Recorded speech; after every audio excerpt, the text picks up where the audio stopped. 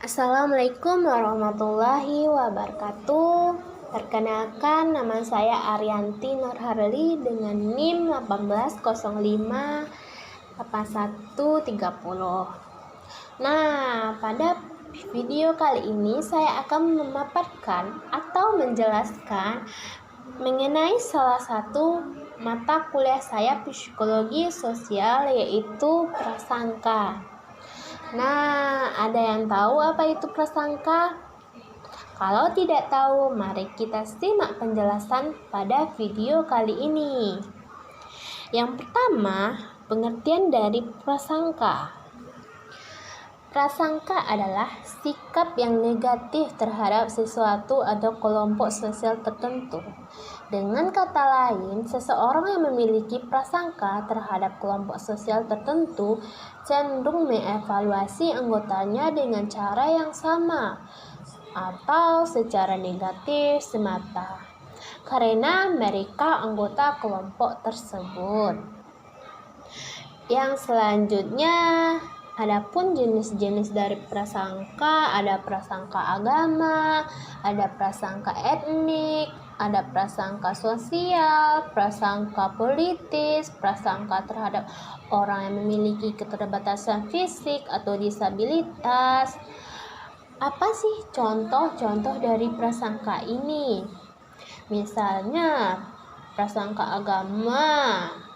Di dalam komunitas agama Hindu, umat Islam itu dianggap teroris. Ini merupakan salah satu contoh dari prasangka terhadap agama. Yang kedua, prasangka etnik. Contohnya, orang Jawa itu dikenal dengan orang yang ulet, dan berprasangka orang Batak itu dikenal dengan orang yang keras, kasar. Ini juga merupakan salah satu contoh dari prasangka etnik. Yang ketiga, prasangka sosial. Apa sih contohnya dari prasangka sosial ini? Misalnya gitu kan.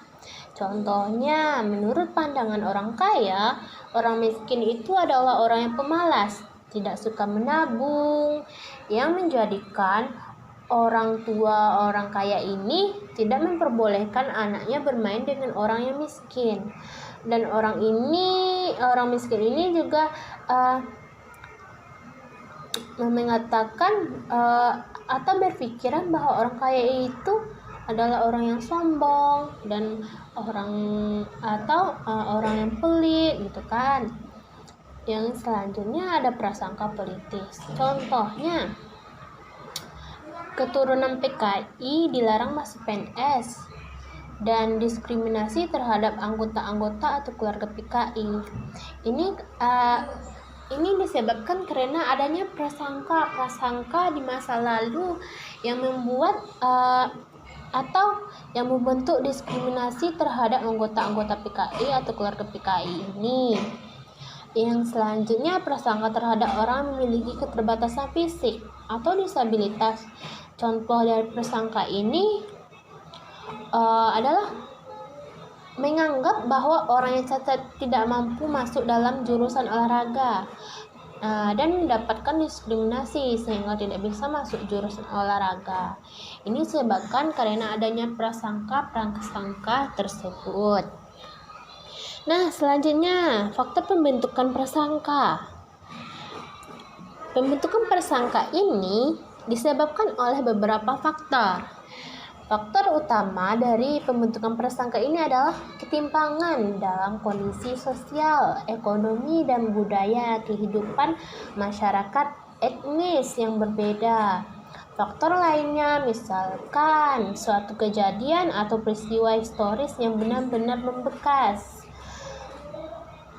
sehingga tidak dapat dihilangkan dan menimbulkan prasangka yang begitu terus menerus gitu kan. Selanjutnya, bagaimana sih gitu kan cara mengatasi prasangka ini? Ada beberapa cara mengatasi prasangka menurut Baron. Yang pertama, memutuskan siklus prasangka. Yang kedua, berinteraksi langsung dengan kelompok berbeda, sehingga kita tidak berprasangka lagi terhadap kelompok yang lainnya. Yang ketiga, kategorisasi ulang batas antara kita dan mereka, sehingga kita menganggap bahwa kita dan mereka itu adalah sama-sama manusia gitu kan, misalkan.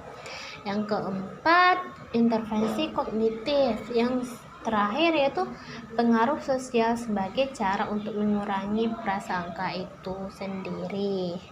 Nah, dari penjelasan yang telah dijelaskan tadi, apakah sudah mengerti kan? Apakah sudah mengerti apa itu prasangka?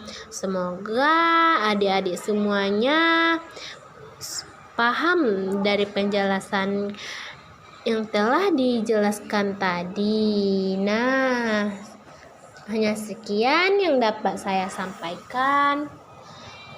Kurang lebihnya saya minta maaf. Assalamualaikum warahmatullahi wabarakatuh.